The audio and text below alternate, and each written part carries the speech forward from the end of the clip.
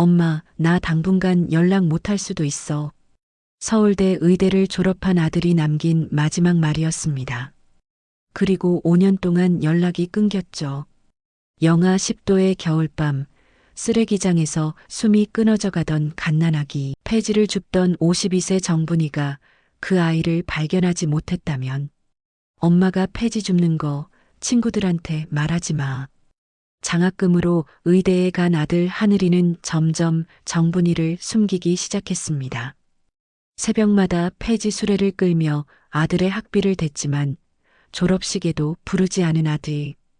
그런데 5년 후 응급실에 실려온 정분이 갈비뼈가 부러져 죽어가던 그때 집도이가 들어왔습니다. 정분이 서울 최고 병원의 젊은 원장이 된 아들 이하늘. 수술실에서 마주한 두 사람. 제 어머니를 부정했던 비겁한 시간들이 부끄럽습니다. 전국이 울었던 원장의 기자회견. 과연 무슨 일이 있었던 걸까요? 지금부터 그 충격적인 이야기가 시작됩니다. 구독, 좋아요는 영상 제작에 큰 힘이 됩니다. 서울 외곽 오래된 재개발 구역의 새벽은 언제나 차갑고 서늘했습니다. 52세 정분이는 낡은 알람 시계가 울리기도 전에 눈을 떴죠. 새벽 4시, 창밖은 아직 칠흑같이 어두웠지만 정분이는 이미 몸을 일으켜 세웠습니다. 오늘도 어김없이 폐지 수레를 끌고 언덕길을 내려가야 했으니까요.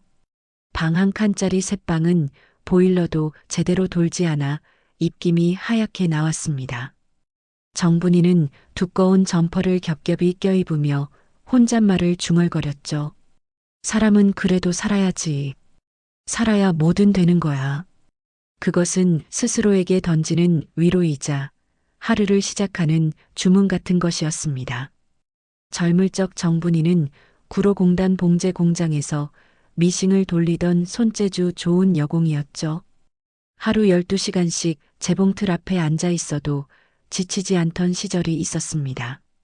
그때만 해도 미래에 대한 희망이 있었고 결혼해서 낳은 딸아이와 함께 소박하지만 행복한 가정을 꾸릴 수 있으리라 믿었죠.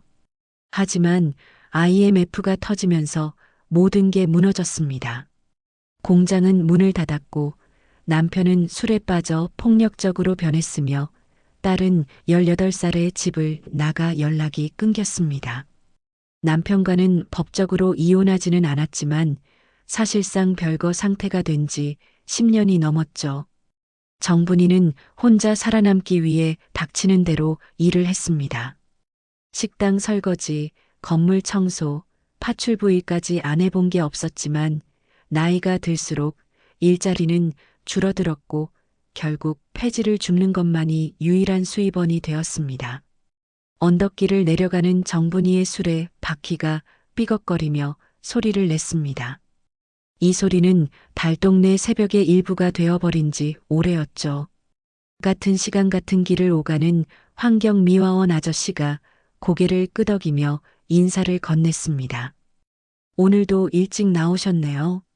정분이는 희미하게 웃으며 답했죠. 잠이 없어서요.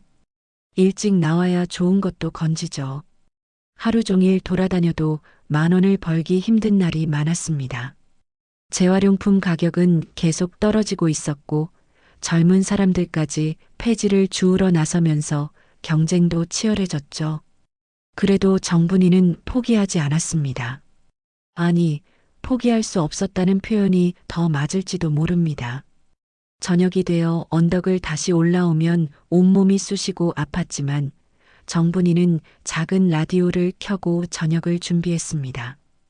텔레비전은 고장난 지 오래였고 고칠 돈도 없었지만 낡은 라디오에서 흘러나오는 90년대 발라드는 정분이에게 유일한 위로였죠.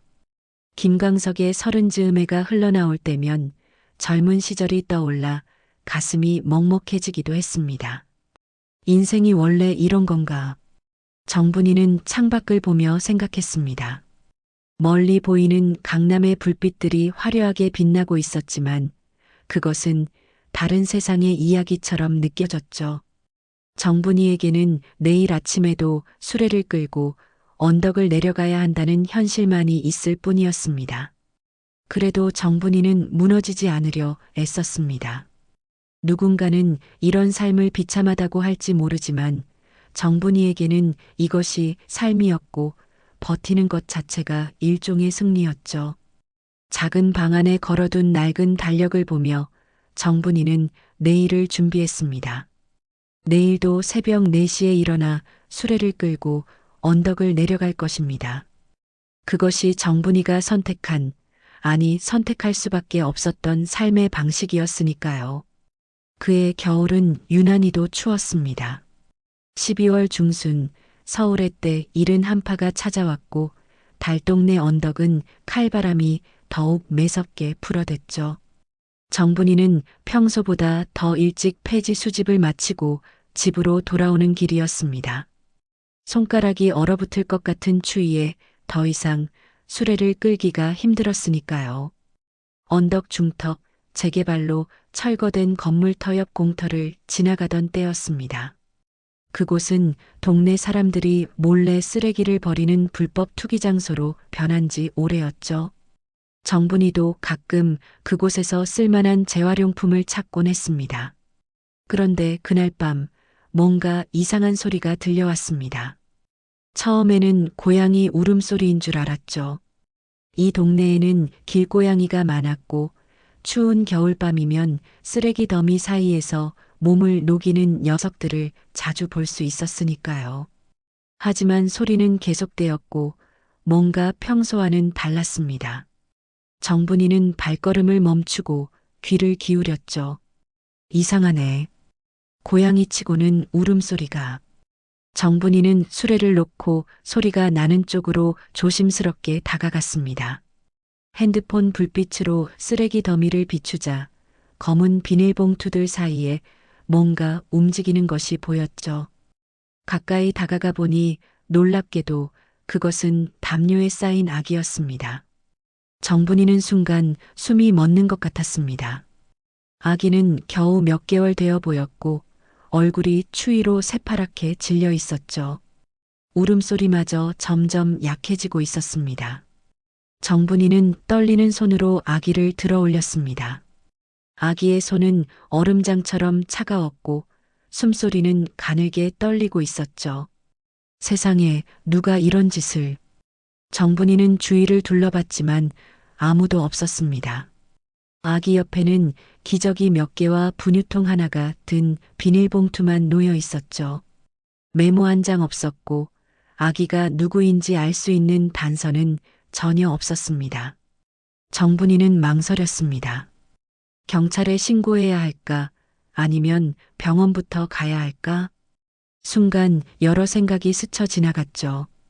나 같은 사람이 괜히 끼어들었다가 오해받으면 어쩌지?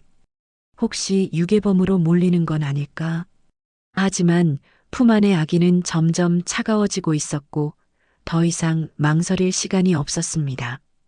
정분이는 자신의 패딩 점퍼를 벗어 아기를 감쌌습니다. 그리고는 수레도 버려둔 채 언덕을 뛰어내려갔죠. 가장 가까운 종합병원까지는 버스로 30분 거리였지만 정분이는 택시를 잡았습니다. 지갑에는 겨우 10,000원이 들어 있었지만 그런 건 중요하지 않았습니다. 택시 기사가 백미러로 정분이를 쳐다봤습니다. 아기가 많이 아픈가 봐요?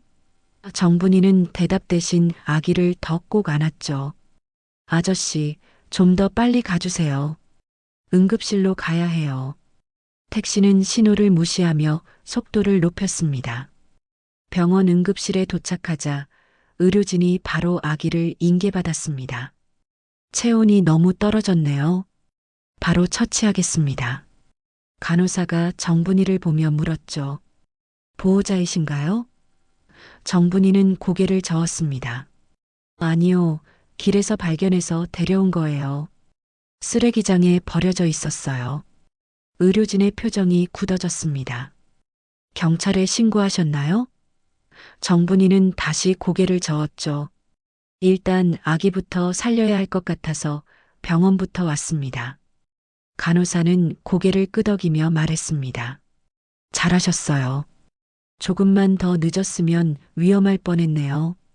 일단 저희가 경찰에 신고하겠습니다. 정분이는 응급실 대기실 의자에 앉아 기다렸습니다. 이미 새벽 2시가 넘었지만 집에 갈 생각이 들지 않았죠. 품 안에 있던 아기의 차가운 감촉이 아직도 생생했습니다. 저 아이는 대체 누구 아이일까? 어떤 사연이 있길래? 정분이는 생각에 잠겼습니다. 1시간쯤 지났을까요? 의사가 나와 정분이에게 설명했습니다. 다행히 아기는 안정을 찾았습니다. 체온도 정상으로 돌아왔고 큰 이상은 없어 보입니다. 아마 버려진 지 얼마 되지 않은 것 같아요. 정말 잘 발견하셨습니다. 정분이는 가슴을 쓸어내렸죠. 경찰이 도착해 간단한 조사를 했습니다. 정분이는 아기를 발견한 경위를 자세히 설명했고 신원 확인을 위해 주민등록증을 제시했죠. 경찰은 정분이에게 감사 인사를 전했습니다. 아주머니 덕분에 아이가 살았네요. 정말 고마운 일을 하셨습니다. 새벽이 되어서야 정분이는 병원을 나섰습니다. 택시비로 가진 돈을 다 써버려 걸어서 집까지 가야 했지만 이상하게 마음은 가벼웠죠. 언덕을 오르며 정분이는 계속 아기 생각을 했습니다. 저 아이는 이제 어떻게 되는 걸까? 부모를 찾을 수 있을까? 집에 도착한 정분이는 잠을 이룰 수 없었습니다. 라디오를 켜도 음악이 귀에 들어오지 않았죠. 계속 아기의 얼굴이 떠올랐습니다. 그 작고 여린 생명이 쓰레기 더미에 버려져 있던 모습이 자꾸만 마음을 아프게 했습니다. 다음 날 아침 정분이는 평소처럼 폐지 수레를 끌고 나가는 대신 병원으로 향했습니다. 주머니에는 어제 저녁 끼니를 거르고 아낀 5,000원이 들어 있었죠. 병원 로비에 들어서자 간호사가 정분이를 알아봤습니다. 어제 아기 데려오신 분이시죠? 아기 보러 오셨어요? 정분이는 어색하게 고개를 끄덕였습니다. 네, 그 아이가 어떻게 됐나 싶어서요. 괜찮은가요? 간호사는 미소를 지으며 안내했죠. 신생아 중환자실로 옮겼어요. 다행히 체온도 정상으로 돌아왔고 특별한 이상은 없다고 합니다. 정말 다행이에요. 중환자실 유리창 너머로 아기가 보였습니다. 작은 인큐베이터 안에서 평화롭게 잠들어 있는 모습이 어제의 파랗게 질린 얼굴과는 완전히 달랐죠. 정분이는 유리창에 손을 대고 한참을 바라봤습니다. 이상하게도 마음이 뭉클해졌습니다. 담당 의사가 다가와 상황을 설명했습니다. 생후 3개월 정도로 추정됩니다. 영양 상태는 양호한 편이고 특별한 질병도 없어 보입니다. 아마 버려진 지 몇 시간 되지 않았던 것 같아요. 정말 운이 좋았죠. 정분이는 안도의 한숨을 내쉬었습니다. 그런데 이 아이는 이제 어떻게 되는 건가요? 정분이가 조심스럽게 물었습니다. 의사는 차분히 설명했죠. 경찰이 부모를 찾고 있지만 아직 단서가 없다고 합니다. 일단 구청에서 일시보호 절차를 진행할 예정이에요. 며칠 안에 아동보호시설로 옮겨질 겁니다. 그런데 예상과 달리 아이는 일주일이 지나도록 병원에 머물렀습니다. 서류 처리가 지연되고 있다는 게 병원 측 설명이었죠. 그 사이 정분이는 매일 병원을 찾았습니다. 처음엔 그저 아이가 걱정되어서였지만 점점 아이를 보는 것이 하루의 중요한 일과가 되어갔습니다. 정분이는 동네 마트에서 기저귀와 분유를 사서 병원에 가져다 주기 시작했습니다. 간호사들은 처음엔 당황했지만 정분이의 진심을 알고는 고맙게 받았죠. 보호자도 아닌데 이렇게까지 하실 필요 없어요. 간호사가 미안해하며 말했습니다. 그냥 놔두고 가기가 마음이 안 놓여서요. 제가 발견하지 않았으면 어찌 됐을까 싶기도 하고. 정분이는 쑥스럽게 웃으며 대답했죠. 사실 정분이 자신도 왜 이렇게 아이에게 마음이 가는지 알 수 없었습니다. 어쩌면 오래전 집을 나간 딸이 생각나서였을지도 모릅니다. 사흘째 되던 날 간호사가 정분이에게 제안을 했습니다. 아주머니, 아기 한번 안아보실래요? 인큐베이터에서 나와도 될 정도로 건강해졌거든요. 정분이는 떨리는 손으로 아기를 받아 안았습니다. 아기는 따뜻했고 부드러웠고 생명력이 넘쳤죠. 아기가 정분이를 올려다보며 작게 웃었습니다. 그 순간 정분이의 가슴 속에서 뭔가 뜨거운 것이 올라왔죠. 눈물이 날 것 같아 고개를 돌렸지만 이미 눈가가 촉촉해져 있었습니다. 이 아이도 버려진 게 서러웠을 텐데 얼마나 춥고 무서웠을까. 간호사가 곁에서 지켜보며 말했습니다. 아기가 아주머니를 좋아하나 봐요. 다른 사람이 안으면 자주 울던데 아주머니 품에서는 편안해 보이네요. 정분이는 아기를 내려다보며 속삭였죠. 걱정 마. 이제 괜찮을 거야. 일주일이 지나자 구청 직원이 병원을 찾아왔습니다. 아동보호시설로 아이를 옮길 준비가 됐다는 것이었죠. 하지만 정분이는 뭔가 아쉬운 마음을 감출 수 없었습니다. 그 시설은 어떤 곳인가요? 아이를 잘 돌봐줄까요? 구청 직원은 친절하게 설명했습니다. 영아 전문 시설이라 잘 돌봐줄 겁니다. 나중에 입양 가정을 찾아주는 절차도 진행될 거고요. 그 말을 듣는 순간 정분이의 마음속에서 이상한 생각이 들었습니다. 내가 키울 수는 없을까? 하지만 정분이는 고개를 저었습니다. 하루하루 먹고 살기도 힘든 자신이 아이를 키운다는 건 불가능한 일이었죠. 폐지를 주어 겨우 생계를 유지하는 50대 독신 여성에게 아이를 맡길 리도 없었고요. 그래도 마음 한구석이 계속 아려왔습니다. 그날 저녁 정분이는 오랜만에 딸을 생각했습니다. 10년 전 18살에 집을 나간 딸은 지금 어디서 무얼 하며 살고 있을까요? 혹시 이 아이처럼 어디선가 힘들게 살고 있는 건 아닐까? 정분이는 라디오를 끄고 조용히 눈을 감았습니다. 다음 날 아침 정분이는 다시 병원을 찾았습니다. 오늘이 아이가 시설로 가는 날이었죠. 복도에서 구청 직원과 마주친 정분이는 갑자기 용기를 냈습니다. 저기, 혹시 제가 그 아이를 돌볼 수는 없을까요? 위탁이든 뭐든 방법이 있다면. 구청 직원은 놀란 표정을 지었습니다. 아주머니가요? 하지만 위탁 가정이 되려면 여러 조건이 있어요. 경제력도 있어야 하고 주거 환경도 심사를 받아야 하고. 정분이는 고개를 숙였죠. 역시 불가능한 일이었습니다. 하지만 구청 직원이 덧붙였습니다. 그래도 한번 알아볼게요. 아주머니처럼 아이에게 진심으로 관심을 가져주시는 분이 드물거든요. 일단 서류를 작성해 보시겠어요? 정분이는 떨리는 마음으로 고개를 끄덕였습니다.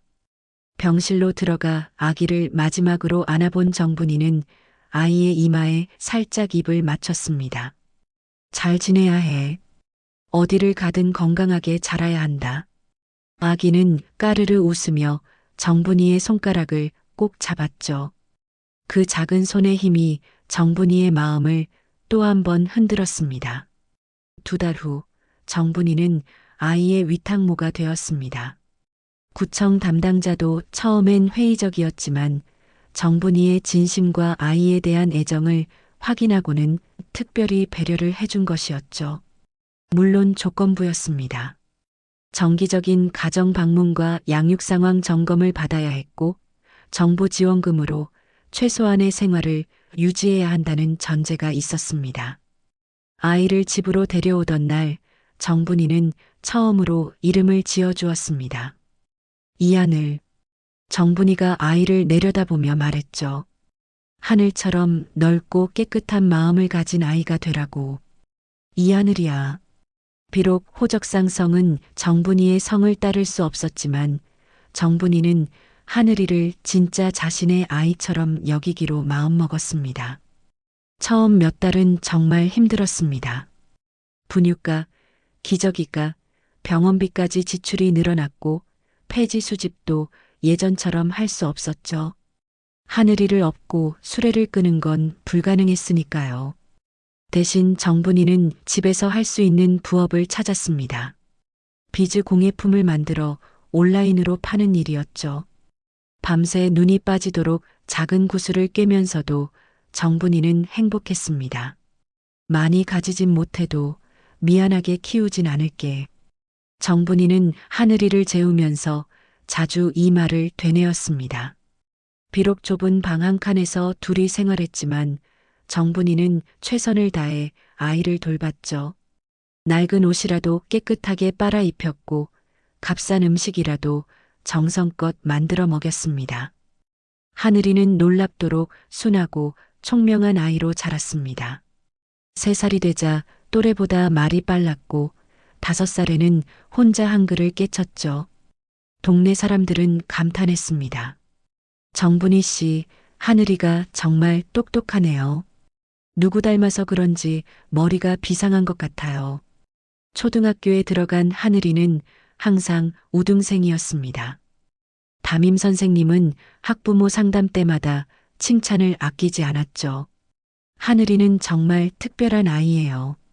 머리도 좋지만 무엇보다 책임감이 강하고 성실합니다.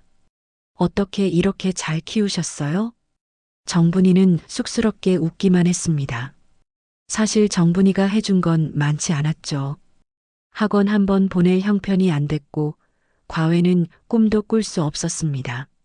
하지만 정분이는 매일 밤 하늘이와 함께 책을 읽었고 숙제를 봐주었으며 아이의 이야기를 들어주었습니다. 그것만으로도 하늘이에게는 충분했던 것 같았죠. 하지만 하늘이가 중학생이 되면서 상황이 달라지기 시작했습니다. 사춘기가 시작된 하늘이는 자신의 처지를 자각하기 시작했죠. 친구들은 학원을 여러 개 다니고 최신 휴대폰을 갖고 있었지만 하늘이는 그럴 수 없었습니다. 무엇보다 친구들이 정분이를 보는 시선이 하늘이를 괴롭혔습니다. 어느 날 학교 시간 학교 앞에서 정분이가 폐지 수레를 끌고 가는 모습을 친구들이 목격했습니다. 야, 저 할머니가 내 엄마야? 폐지 줍는 할머니가 어떻게 내 엄마야? 친구들의 수군거림에 하늘이는 얼굴이 빨개졌죠. 그날 이후 하늘이는 정분이가 학교에 오는 것을 극구 말렸습니다. 엄마, 학교 행사에 안 와도 돼. 나 혼자 갈 수 있어.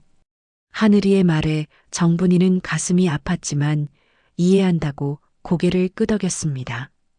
그래, 하늘이가 불편하면 안 갈게. 엄마는 괜찮아. 하지만 그날 밤 정분이는 조용히 눈물을 흘렸죠.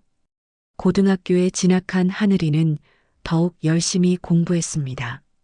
전교 1등을 놓치지 않았고 각종 경시대회에서 상을 휩쓸었죠. 담임 선생님은 하늘이를 불러 특별히 면담을 했습니다. 하늘아, 너는 의대에 갈 수 있는 실력이야. 장학 프로그램도 있으니까 경제적 걱정은 하지 마. 그 소식을 들은 정분이는 기뻐하면서도 걱정이 앞섰습니다. 하늘아, 의대 공부가 너무 힘들다던데. 꼭 의사가 되고 싶니? 하늘이는 단호하게 대답했죠. 엄마, 나는 의사가 되고 싶어. 돈을 많이 벌어서 엄마가 더 이상 폐지 안 주어도 되게 하고 싶어. 그 말을 듣는 순간 정분이는 복잡한 감정이 들었습니다. 고마우면서도 미안하고 자랑스러우면서도 서글펐죠. 하늘아, 엄마는 내가 행복하기만 하면 돼. 돈이 전부가 아니야. 하지만 하늘이의 결심은 확고했습니다. 수능을 앞두고 하늘이는 밤낮 없이 공부에 매진했습니다. 정분이는 아이를 방해하지 않으려 발소리도 죽이며 생활했죠. 새벽에 하늘이가 공부하는 모습을 보며 정분이는 기도했습니다. 하늘이가 원하는 대로 되게 해주세요. 저 아이만큼은 제대로 된 삶을 살게 해주세요. 결국 하늘이는 서울대 의대에 장학생으로 합격했습니다. 동네가 발칵 뒤집힐 만한 경사였죠. 신문사에서 취재도 왔고 구청에서 축하 현수막도 걸어주었습니다. 하지만 정분이는 그 모든 관심이 부담스러웠습니다. 사람들이 자신과 하늘이의 사연을 캐묻는 게 싫었던 것이죠. 대학 입학을 앞둔 어느 날 하늘이가 조심스럽게 말을 꺼냈습니다. 엄마, 나 대학 가면 기숙사에서 살 거야. 그게 공부하기도 편하고. 정분이는 하늘이의 진심을 알았습니다. 하늘이는 새로운 환경에서 자신의 배경을 숨기고 싶어 했죠. 정분이는 담담하게 대답했습니다. 그래, 그게 좋겠다. 엄마는 여기서 잘 지낼 테니 걱정하지 마. 하늘이가 떠나는 날 정분이는 평소처럼 담담했습니다. 건강하게 지내고 밥 잘 챙겨 먹어. 엄마는 괜찮으니까 공부에만 집중해. 하늘이는 복잡한 표정으로 고개를 끄덕였죠. 엄마도 건강하세요. 금방 연락드릴게요. 하지만 하늘이가 떠난 후 정분이의 삶은 다시 텅 비어버렸습니다. 좁은 방이 더욱 넓게 느껴졌고 혼자 먹는 밥은 목에 걸렸죠. 그래도 정분이는 하늘이가 잘 되기를 바라며 하루하루를 버텼습니다. 하늘이에게서 가끔 오는 짧은 문자가 유일한 위로였습니다. 의대 생활은 하늘이에게 새로운 세계였습니다. 기숙사 룸메이트들은 대부분 의사 집안 출신이거나 부유한 가정에서 자란 학생들이었죠. 첫 학기 환영회에서 자기소개를 할 때 하늘이는 처음으로 자신의 배경을 숨겼습니다. 부모님은 그냥 평범한 분들이에요라고만 짧게 말하고 넘어갔죠. 하늘이는 누구보다 열심히 공부했습니다. 장학금을 유지하려면 성적이 최상위권이어야 했고 무엇보다 자신이 다른 학생들과 다르지 않다는 것을 증명하고 싶었으니까요. 도서관에서 새벽까지 공부하고 실습에서는 누구보다 성실했습니다. 교수들은 하늘이를 눈여겨보기 시작했죠. 한편 정분이는 여전히 폐지를 주우며 생활했습니다. 하늘이가 없는 집은 쓸쓸했지만 아이가 잘 되고 있다는 소식만으로도 힘이 났죠. 가끔 하늘이가 전화를 걸어오면 정분이는 목소리를 밝게 하려 애썼습니다. 엄마는 잘 지내. 너는 공부만 열심히 해. 2학년이 되자 하늘이는 더욱 바빠졌습니다. 의학 공부뿐 아니라 연구 프로젝트에도 참여하게 되었고 학회 발표 준비로 정신이 없었죠. 전화 횟수는 점점 줄어들었고 방학에도 학교에 남아 연구실에서 시간을 보냈습니다. 정분이는 섭섭했지만 이해하려 노력했습니다. 어느 날 하늘이가 오랜만에 집에 들렀습니다. 명절도 아니고 특별한 날도 아닌 평범한 주말이었죠. 정분이는 반가워하며 하늘이가 좋아하는 음식을 잔뜩 준비했습니다. 하지만 식사 중 하늘이가 꺼낸 말은 정분이의 가슴을 아프게 했습니다. 엄마, 나 사실은 할 말이 있어서 왔어. 하늘이는 잠시 망설이다 입을 열었죠. 나 다른 사람들 앞에서는 엄마 얘기를 잘 못해. 친구들이 부모님 직업을 물으면 그냥 돌려 말하고. 미안해. 정분이는 순간 숨이 멎는 것 같았지만 겉으로는 담담하게 고개를 끄덕였습니다. 그래, 그럴 수 있지. 엄마는 괜찮다. 정분이가 억지로 미소를 지으며 말했습니다. 내가 불편하다면 그렇게 해. 엄마는 정말 괜찮아. 하지만 그날 밤 하늘이가 떠난 후 정분이는 조용히 울었죠. 자신이 하늘이에게 짐이 되고 있다는 사실이 너무나 아팠습니다. 3학년이 되면서 하늘이는 임상 실습을 시작했습니다. 병원에서 환자들을 직접 만나며 의사가 되어가는 과정이었죠. 실습 중 한 노인 환자가 하늘이에게 물었습니다. 학생, 부모님은 뭐 하시니? 의사 집안이야? 하늘이는 잠시 머뭇거리다 대답했습니다. 아버지는 일찍 돌아가셨고 어머니는 그냥 집에 계세요. 거짓말이 점점 쌓여갔습니다. 동기들과의 모임에서도 교수님과의 면담에서도 하늘이는 자신의 진짜 배경을 숨겼죠. 정분이가 폐지를 주우며 자신을 키웠다는 사실을 아는 사람은 아무도 없었습니다. 하늘이는 그것이 정분이를 지키는 일이라고 스스로를 합리화했습니다. 4학년이 되자 하늘이는 놀라운 성과를 거두었습니다. 전국 의대생 학술대회에서 최우수상을 받았고 유명 의학 저널에 논문이 실렸죠. 지도교수는 하늘이에게 특별한 제안을 했습니다. 하늘아, 내 실력이면 하버드 의대 연수 프로그램에 지원해 볼 만해. 내가 추천서를 써줄게. 정분이에게 이 소식을 전하러 온 하늘이는 복잡한 표정이었습니다. 엄마, 나 미국으로 연수를 가게 될 것 같아. 2년 정도 있다 올 거야. 정분이는 가슴이 철렁했지만 축하한다고 말했죠. 잘 됐네. 하늘이가 원하는 거라면 엄마는 찬성이야. 하지만 하늘이가 덧붙인 말이 더 아팠습니다. 엄마, 나 당분간 연락 못 할 수도 있어. 그쪽 생활에 적응하느라 바쁠 것 같아서. 정분이는 알았습니다. 하늘이가 자신과의 연결고리를 끊으려 한다는 것을. 그래도 정분이는 아무 말도 하지 않았죠. 졸업식 날 정분이는 멀리서 지켜봤습니다. 하늘이가 가지 말라고 했지만 정분이는 그 순간만큼은 놓치고 싶지 않았죠. 졸업가운을 입은 하늘이는 빛나 보였습니다. 친구들과 웃으며 사진을 찍는 모습이 정말 행복해 보였죠. 정분이는 그 모습을 멀리서 바라보며 생각했습니다. 저게 내가 원하던 삶이구나. 출국을 앞둔 마지막 만남에서 하늘이는 통장을 하나 건넸습니다. 엄마, 여기 생활비 좀 넣어뒀어. 아껴 쓰면 한동안은 폐지 안 주어도 될 거야. 정분이는 통장을 받지 않았습니다. 엄마는 괜찮아. 내 돈은 내가 써. 하지만 하늘이는 통장을 놓고 갔죠. 공항에서 하늘이를 배웅하며 정분이는 마지막으로 안아주었습니다. 건강해야 해. 밥 잘 챙겨 먹고. 하늘이는 고개를 끄덕이며 게이트로 들어갔죠. 돌아보지 않았습니다. 정분이는 하늘이의 뒷모습이 사라질 때까지 그 자리에 서 있었습니다. 그렇게 몇 년이 흘렀습니다. 처음 몇 달은 가끔 이메일이 왔지만 시간이 지날수록 연락은 뜸해졌죠. 1년이 지나자 명절 인사조차 없었습니다. 정분이는 하늘이가 잘 지내고 있기를 바라며 혼자 지냈습니다. 다시 폐지 수레를 끌며 언덕을 오르내리는 일상으로 돌아갔죠.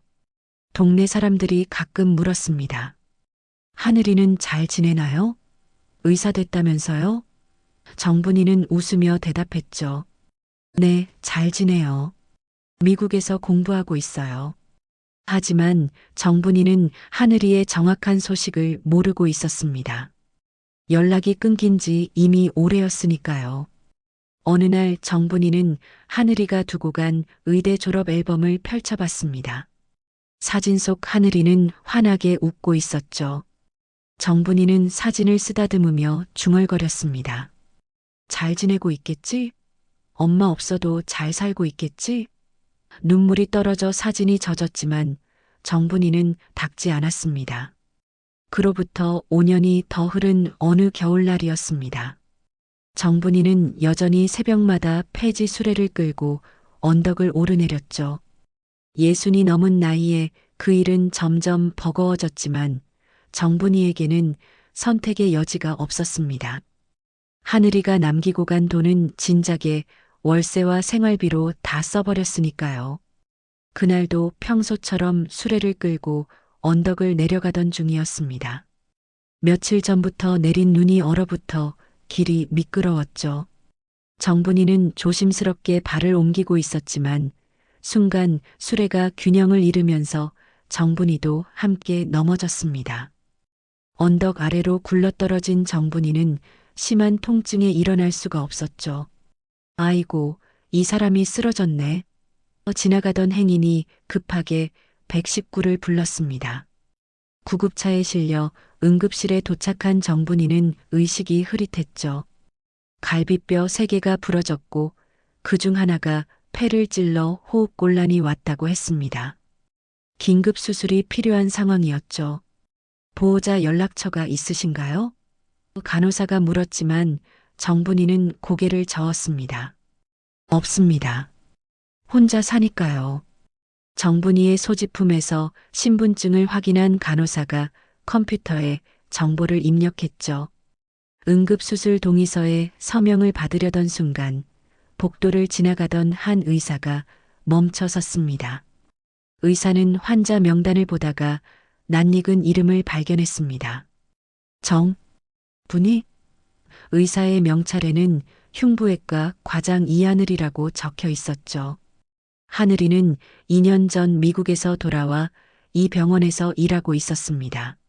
아니, 정확히는 최근 병원의 젊은 원장이 되어 있었죠. 하늘이는 떨리는 손으로 환자 정보를 확인했습니다. 주소지, 나이 모든 것이 일치했죠. 하늘이는 급하게 응급실로 내려갔습니다. 수술 준비를 위해 누워있는 정분이의 모습이 보였죠. 5년 만에 보는 정분이는 많이 늙어 있었습니다.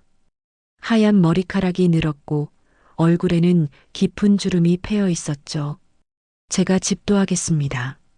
하늘이가 의료진에게 말했습니다. 다른 의사가 의아해하며 물었죠. 원장님이 직접 하시겠다고요? 특별한 환자인가요? 하늘이는 잠시 망설이다 대답했습니다. 네, 저에게는 특별한 분입니다. 수술은 성공적으로 끝났습니다. 하늘이의 손길은 그 어느 때보다 조심스럽고 정성스러웠죠.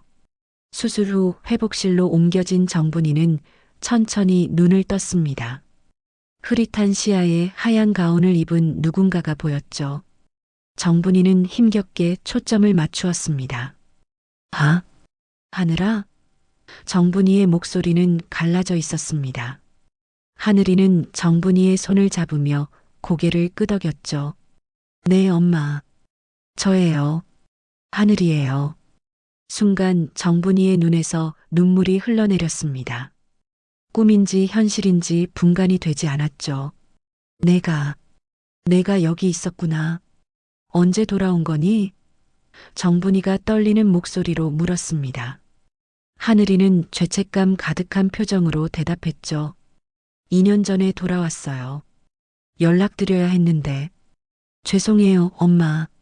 정분이는 하늘이의 손을 꼭 잡았습니다. 괜찮아. 내가 잘 지내고 있다니 그걸로 됐어. 의사가 됐구나. 정말 대단해. 하늘이는 더 이상 말을 잇지 못하고 고개를 숙였죠.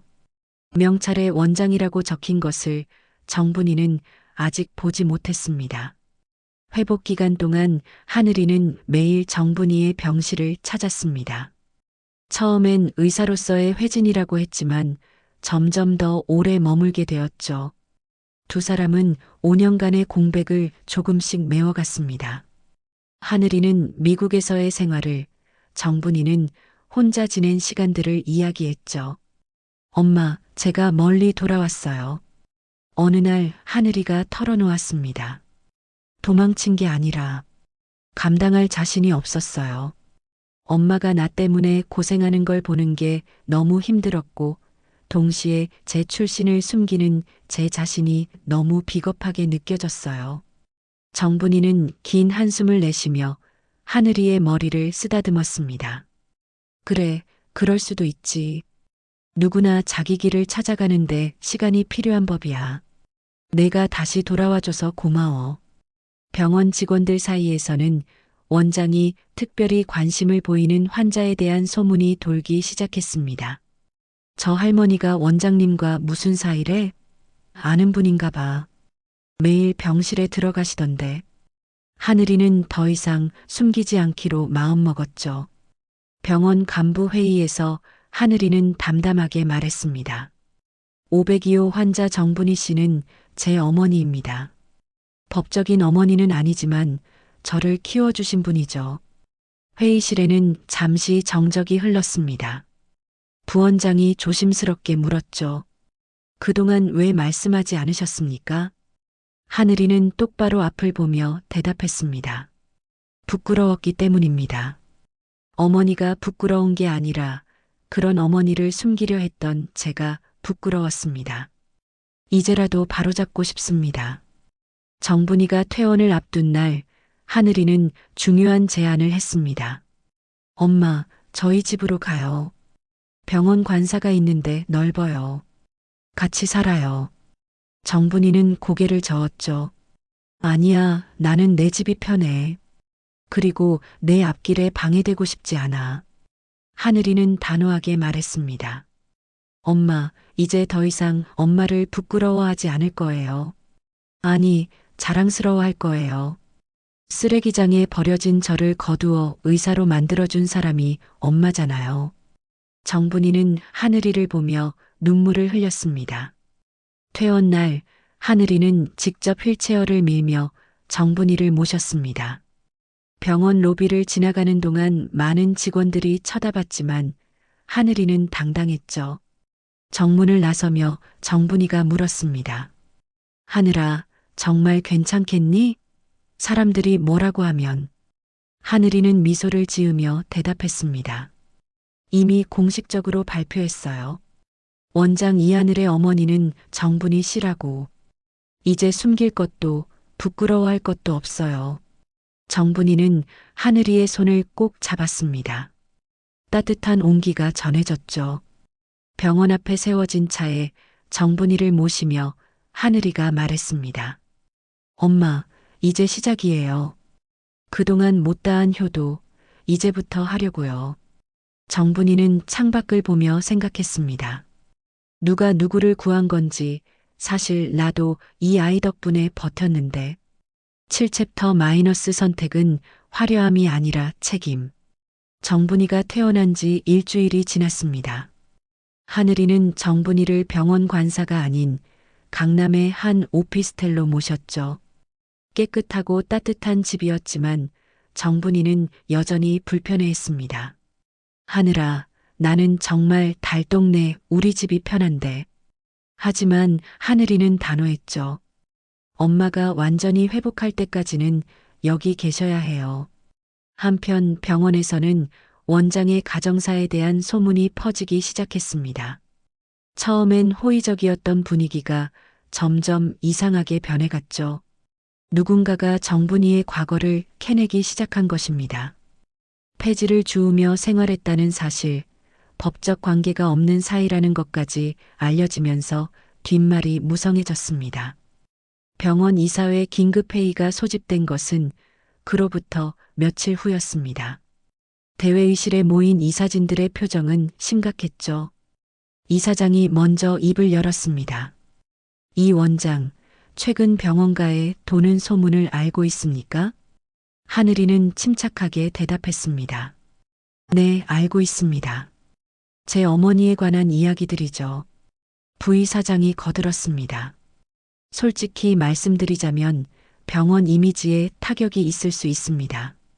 우리 병원은 강남 최고의 병원 중 하나인데 원장의 배경이. 하늘이는 이사진들을 차례로 바라보며 말했습니다. 제 어머니는 정분이 씨입니다. 법적으로는 위탁모였고 실질적으로는 저를 키워주신 유일한 부모님이십니다. 폐지를 주어 생계를 유지하시면서도 저를 의대까지 보내주셨죠. 한 이사가 조심스럽게 제안했습니다. 이 원장의 능력은 인정합니다. 하지만 이 일은 조용히 정리하는 게 좋지 않겠습니까? 굳이 공개적으로 밝힐 필요는 없잖아요. 그냥 먼 친척 정도로. 하늘이는 단호하게 고개를 저었습니다. 아닙니다. 저는 더 이상 거짓말을 하지 않을 겁니다. 제 인생에서 부끄러운 건 가난이 아니라 회피입니다. 어머니를 부정하고 숨겼던 비겁한 시간들이 부끄럽습니다. 이사장이 한숨을 쉬며 말했습니다. 이 원장, 현실적으로 생각해야 합니다. 우리 병원 환자들 대부분이 상류층입니다. 원장의 배경이 알려지면. 하늘이가 말을 끊었습니다. 그래서 어떻다는 겁니까? 제가 의사로서의 능력이 부족합니까? 제가 환자를 제대로 치료하지 못했습니까? 회의실에 잠시 침묵이 흘렀습니다. 하늘이는 자리에서 일어나며 말을 이었죠. 저는 내일 기자회견을 열 예정입니다. 제 어머니가 누구인지 어떤 분인지 공식적으로 밝힐 겁니다. 동의하지 않으시면 저는 원장직을 사임하겠습니다. 다음 날 오전 병원 대강당에는 기자들이 모였습니다. 하늘이의 갑작스러운 기자회견 소집에 모두가 궁금해했죠. 하늘이는 정분이와 함께 단상에 올랐습니다. 정분이는 불편해했지만 하늘이가 손을 꼭 잡아주었죠.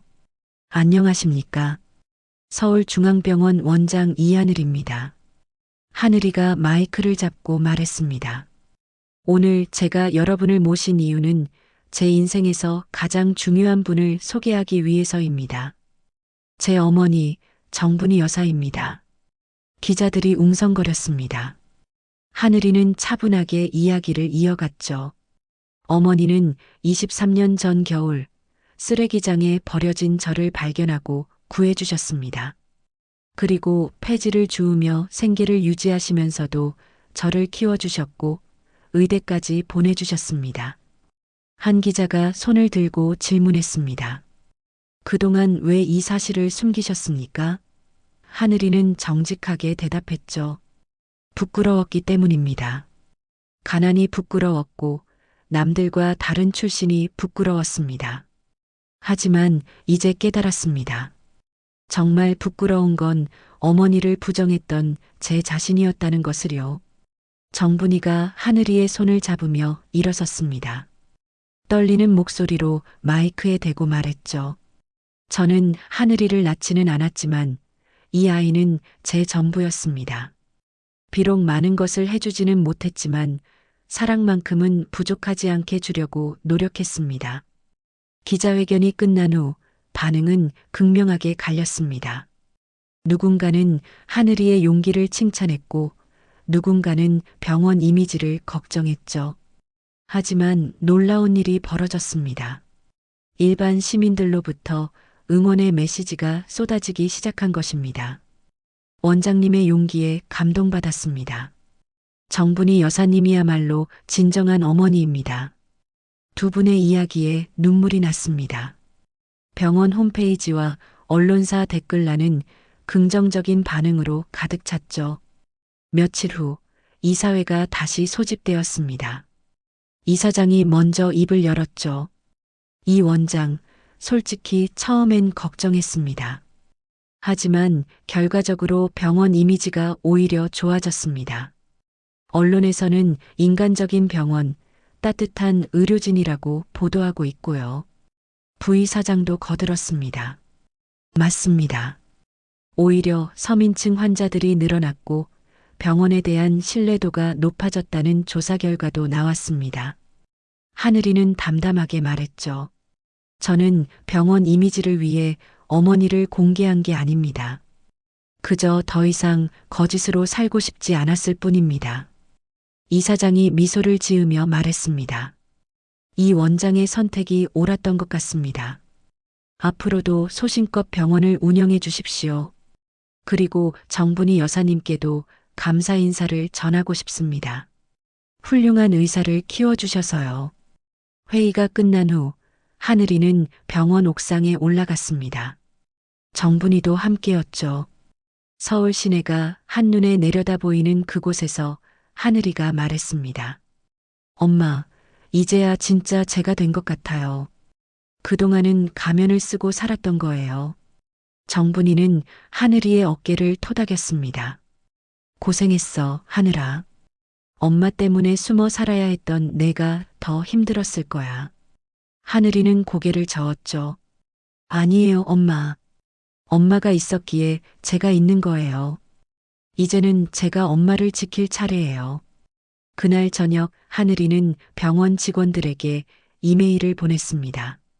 저희 어머니를 자랑스럽게 생각합니다. 앞으로 당당하게 어머니와 함께 하겠습니다. 그리고 우리 병원이 진정으로 모든 계층을 위한 병원이 되도록 노력하겠습니다.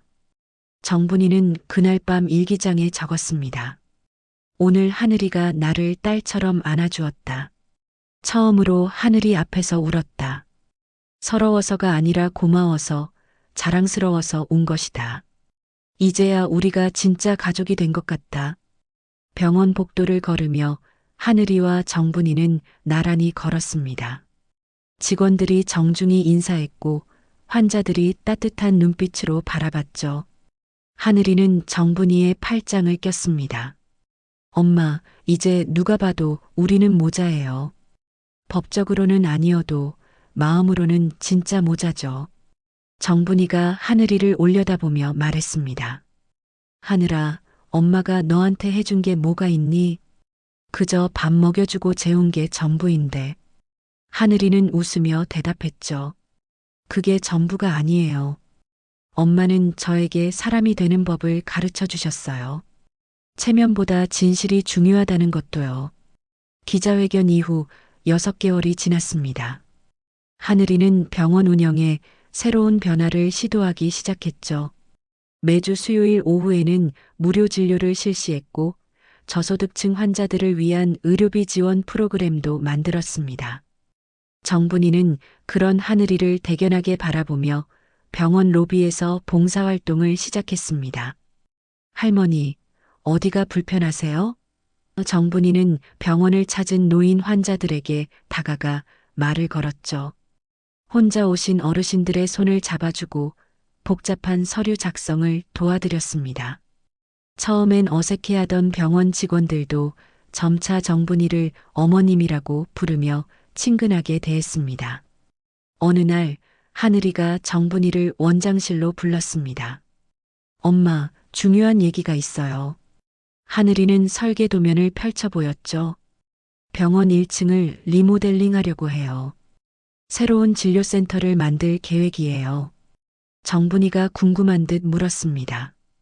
무슨 진료센터? 하늘이는 미소를 지으며 대답했죠. 저소득층, 독거노인, 그리고 돌봄이 필요한 분들을 위한 특별 진료센터요. 의료비 부담 없이 치료받을 수 있는 공간이에요. 정분이는 놀란 표정을 지었습니다. 그런데 병원 운영은 괜찮겠니? 수익이 줄어들 텐데. 하늘이는 고개를 끄덕였죠. 이사회를 설득했어요. 병원의 사회적 책임도 중요하다고요. 그리고 이 센터의 이름을 엄마 이름으로 하고 싶어요. 정분이는 손사래를 쳤습니다. 아니야, 그럴 필요 없어. 괜히 내 이름을 왜? 하늘이가 정분이의 손을 잡으며 말했죠. 엄마가 아니었으면 지금의 저도 이 병원도 없었어요. 이건 제 방식의 감사 표현이에요. 공사는 3개월 동안 진행되었습니다. 하늘이는 직접 설계에 참여했고 환자들이 편안하게 느낄 수 있는 공간을 만들기 위해 노력했죠. 벽은 따뜻한 색으로 칠했고 대기실에는 편안한 소파를 배치했습니다.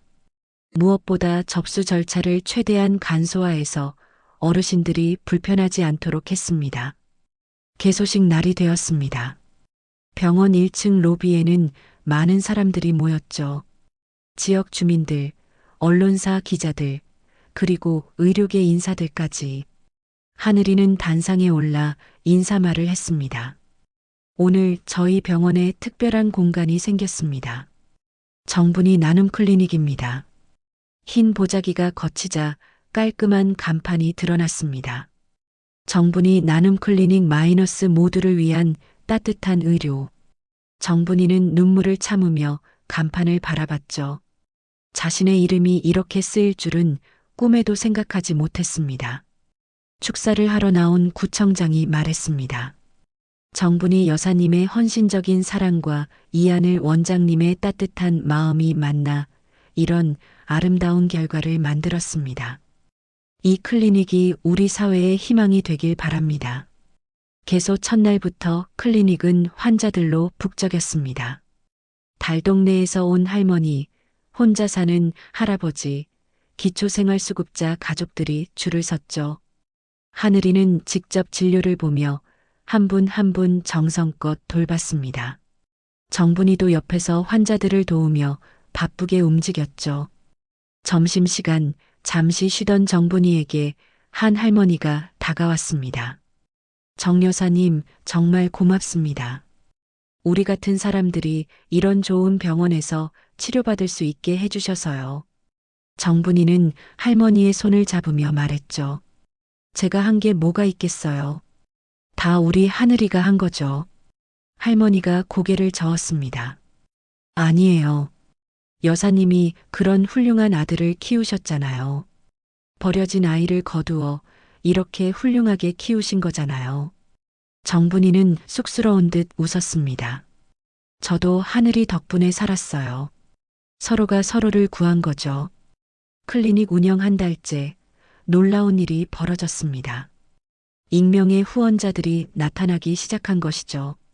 대기업 회장부터 동네 주민들까지 많은 사람들이 클리닉 운영을 돕고 싶다고 연락해 왔습니다. 언론에서도 주목하기 시작했고 희망의 클리닉이라는 제목으로 특집 기사가 나왔습니다. 어느 저녁 클리닉에서 일을 마치고 함께 집으로 가는 길이었습니다. 하늘이가 정분이에게 물었죠. 엄마, 행복해요? 정분이는 잠시 생각하다 대답했습니다.